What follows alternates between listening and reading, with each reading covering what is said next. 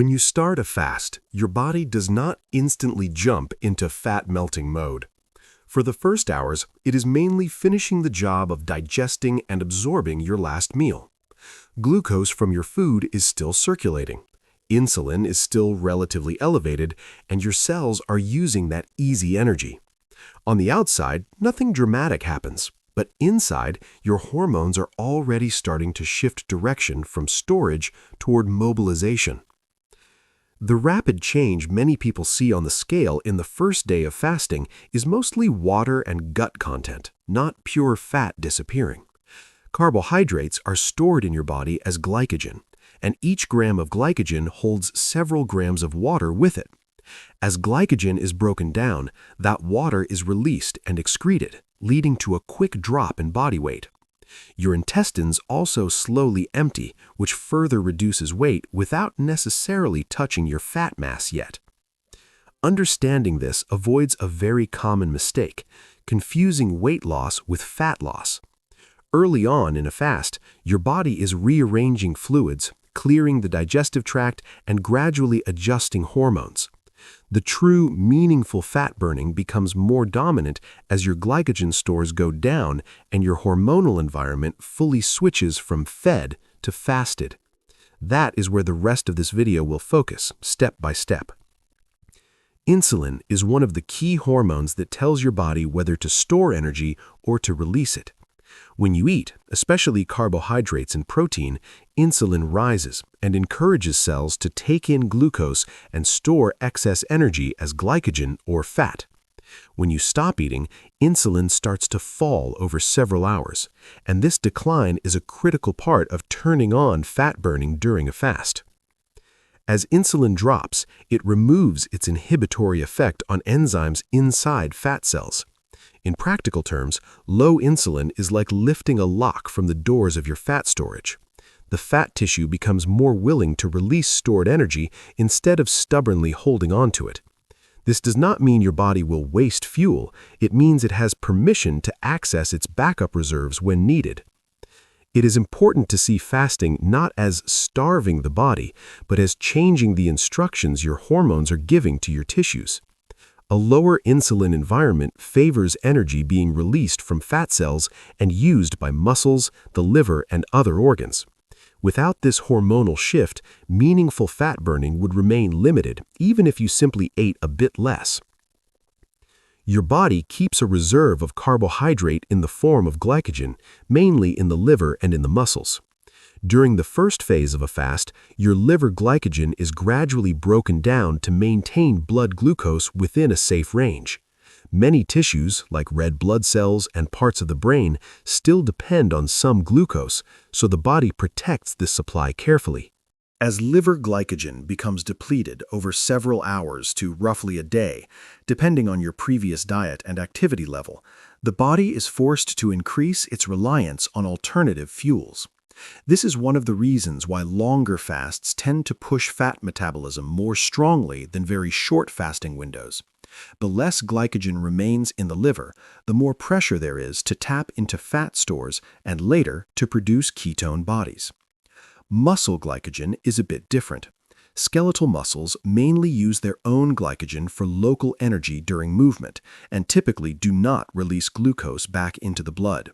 That means your activity during a fast influences how quickly your muscles use their own reserves, which in turn affects how much they need to rely on fatty acids as an energy source. This is one of the ways exercise can interact with fasting to modulate fat usage. Inside your fat tissue, energy is stored in the form of triglycerides, which are molecules made of 3 fatty acids attached to a glycerol backbone. Lipolysis is the process of breaking these triglycerides apart so the pieces can be used as fuel. When insulin is lower and counter-regulatory hormones are higher, specific enzymes in fat cells become more active and start cutting those triglycerides into separate fatty acids and glycerol. One of the central enzymes in this process is hormone-sensitive lipase, which is activated by signals like adrenaline and noradrenaline. When this enzyme is switched on, it steps through triglycerides and releases fatty acids into the cell, which can then exit into the bloodstream. This is your body turning frozen savings into spendable currency that other tissues can burn. However, lipolysis alone does not guarantee fat loss. If, for example, you were to break your fast with a very large surplus of calories, some of those released fatty acids could be re-esterified back into triglycerides and stored again. Sustainable fat loss during fasting happens when lipolysis is followed by actual oxidation of those fatty acids in your tissues over time, instead of cycling them in and out of storage. Once fatty acids are freed from fat cells, they enter the bloodstream as non-esterified or free fatty acids. Because fats do not dissolve well in water, they are carried through the blood bound to a transport protein called albumin. This partnership allows fatty acids to move efficiently from fat tissue to organs such as the heart, skeletal muscles, and the liver, where they can be used for energy. During a fast, the concentration of circulating free fatty acids tends to rise, reflecting the increased breakdown of stored fat. Tissues that are capable of oxidizing fat will take up these fatty acids depending on their energy needs and on the availability of other fuels like glucose. For example, in a low insulin fasted state, muscle cells are more inclined to rely on fatty acids, sparing glucose for tissues that cannot use fat directly. This traffic of fatty acids through the bloodstream is a crucial link between fat being released and fat being burned. Efficient fat loss during fasting means that a significant portion of these circulating fatty acids end up entering cells and going through their energy-producing pathways, rather than being returned to fat tissue. In the next part of the video, we will go inside those cells to see exactly how that burning process works. When fatty acids arrive at a cell that knows how to use them, they are not burned at the surface. They are activated and then escorted into tiny structures inside the cell called mitochondria, often described as the powerhouses of the cell for a good reason. In a fasted state, especially when insulin is low and fatty acids in the blood are higher, muscles, the heart, and the liver increase their reliance on these fats as fuel. To be used, a fatty acid is first turned into a molecule called acetyl-CoA and then transported across the mitochondrial membrane through a system that involves carnitine, sometimes called the carnitine shuttle. Once inside, the fatty acid goes through beta-oxidation, a stepwise process that cuts off small 2-carbon fragments as acetyl-CoA. Each round of beta-oxidation also generates high-energy molecules like NADH and FADH2, which feed into the cell's energy-producing chain. Those acetyl-CoA units then enter the citric acid cycle and the electron transport chain, where most of your usable energy in the form of ATP is produced. Over repeated exposure to fasting and regular physical activity, cells can increase the number and efficiency of their mitochondria, which raises their capacity to oxidize fat. In other words, your body can become better trained to burn fat not only during fasts, but also in daily life. As fasting continues and more fat is being oxidized, the liver reaches an interesting crossroads. Large amounts of acetyl-CoA from beta-oxidation flow in, but the usual citric acid cycle is partly limited because some of its intermediates are being used to make glucose. To avoid wasting that incoming fat-derived acetyl-CoA, the liver converts part of it into ketone bodies, mainly acetoacetate and beta-hydroxybutyrate. These ketones are water-soluble, so they travel easily through the blood and can cross the blood-brain barrier. That is crucial because the brain normally consumes a significant amount of glucose. Yet during prolonged fasting, the supply of glucose is more restricted. By using ketones, the brain reduces its demand for glucose, which means the body does not have to break down as much protein to keep blood sugar within a safe range. You do not need an extremely long fast to see some rise in ketones. Even overnight fasting or moderate low carbohydrate intake can produce a mild increase. The important distinction is between this controlled physiological ketosis and dangerous ketoacidosis, which is a medical emergency mostly related to uncontrolled diabetes. In normal fasting, ketone production is regulated and functions as a smart adaptation that allows more of your energy needs, including some of the brain's needs, to be covered by fat-derived fuel. Every triglyceride molecule in your fat cells is built from 3 fatty acids plus 1 glycerol backbone. During lipolysis, fatty acids and glycerol are split apart. While fatty acids head toward oxidation, glycerol takes a different and very important path, especially during a fast. It becomes one of the key raw materials for gluconeogenesis, the process of making new glucose from non-carbohydrate sources. The liver takes in glycerol and converts it into intermediates that can enter the gluconeogenic pathway, ultimately leading to the production of glucose. Along with lactate and certain amino acids, glycerol becomes one of the major contributors to maintaining blood sugar when you are not eating. As fasting continues, the relative contribution of glycerol to gluconeogenesis usually increases because fat breakdown becomes more prominent. This mechanism is one of the reasons the body can both burn fat and keep critical glucose-dependent tissues alive at the same time. Instead of relying only on amino acids from muscle, your body uses part of the fat molecule to help fund its minimal glucose needs. In a well-managed fast, this helps reduce the amount of lean tissue that must be broken down to maintain normal blood sugar. Fasting is not just about fuel, it is also about signals.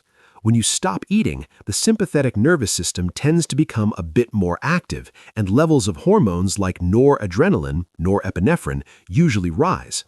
This signal does more than just increase alertness. Noradrenaline enhances the release of fatty acids from fat tissue and helps certain tissues increase their use of those fats. In short fasts, this can actually support or slightly raise energy expenditure instead of shutting it down. Growth hormone, which is naturally secreted in pulses, often increases during fasting as well. Its role is not mainly to build muscle in the middle of a fast, but to help preserve lean tissue and encourage the body to use fat as a primary fuel. By shifting the balance away from burning protein and toward burning fat, growth hormone contributes to making fasting more sustainable from a body composition perspective. Cortisol, another hormone that responds to stress and low blood glucose, also participates by helping mobilize fuels and supporting gluconeogenesis. In normal short-term fasting, this is part of a controlled adaptation.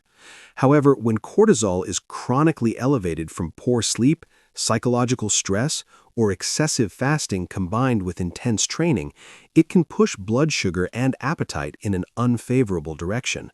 That is why 2 people can follow the similar fasting schedule and experience very different results depending on their overall stress and hormonal environment.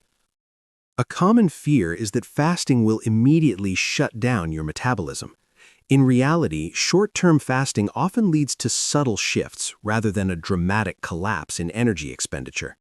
The slight rise in noradrenaline and the greater use of fat as fuel can help maintain, or in some contexts, modestly increase certain components of energy output for a period of time.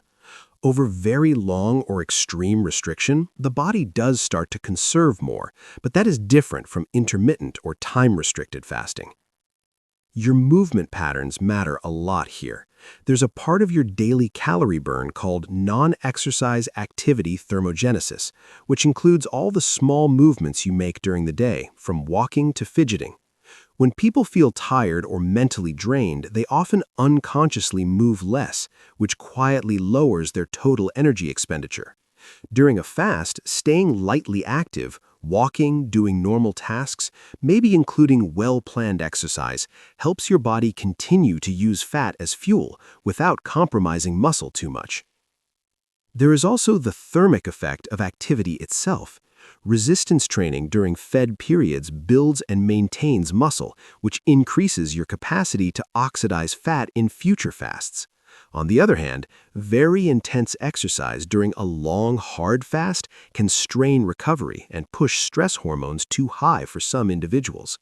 The most effective strategies usually combine sensible fasting with regular, sustainable movement instead of trying to make fasting and training both extreme at the same time.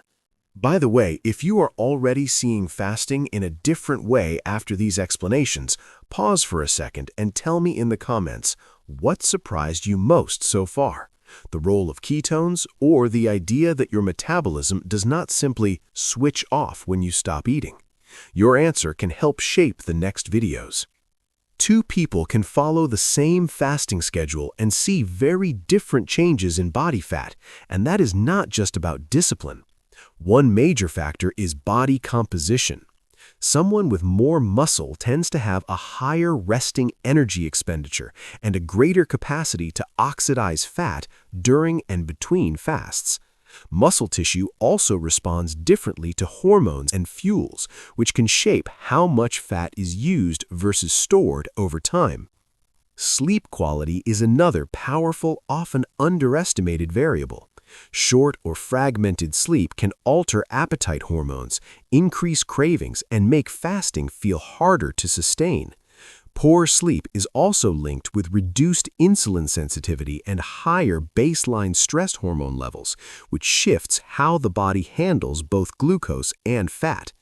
In contrast, consistent, adequate sleep supports better hormonal control, making fat mobilization and oxidation during fasting more efficient and more predictable. There are also differences in genetics, sex hormones, and previous dieting history. Some individuals are more prone to adapt by reducing spontaneous movement and lowering energy expenditure after repeated restriction. Others maintain higher levels of daily activity almost without noticing. Past extreme diets can make the body quicker to defend its energy stores, while a more gradual approach with reasonable feeding windows between fasts often leads to better long-term results. In practice, this means that fasting works through the same biological pathways for everyone, but the speed and magnitude of visible fat loss can vary widely. How you end a fast is just as important as the fast itself if your goal is sustainable fat loss. After a period without food, hunger signals and food reward circuits can be amplified, especially if you are exposed to food images, smells, or emotional stress. Breaking the fast with very energy-dense, ultra-processed foods makes it easy to overshoot your needs quickly, which can counteract part of the fat burning that happened during the fast. A more strategic way to break a fast is to start with a meal that emphasizes protein, fiber, and minimally processed fats and carbohydrates. Protein helps control appetite and supports lean tissue, while fiber slows digestion and moderates blood sugar responses. This combination makes it easier to stop eating when you are truly satisfied rather than when the plate or the package is empty.